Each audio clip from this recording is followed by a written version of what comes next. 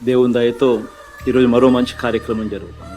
లక్షల మంది చిరు వ్యాపారులకు మంచి జరిగించే మంచి కార్యక్రమం. ఈ జగనన్న తోడు అనే 8వ విడత కార్యక్రమంలో మరో 86,084 మంది చిరు వ్యాపారులకు ఈరోజు మరో 86 కోట్ల రూపాయలు వడ్డీ లేని రుణంగా ఈరోజు అందిస్తాం. ఇదొకటే కాకుండా ఈ 86,000 మందితో పాటు గతంలో ఈ స్కీమ్ ద్వారా రుణాలు పొందిన 3,09,000 మంది చిరు వ్యాపారులకు 332 కోట్ల రూపాయలు రుణాలను రెన్యువల్ కూడా ఈ సందర్భంగా కూడా చేస్తాం.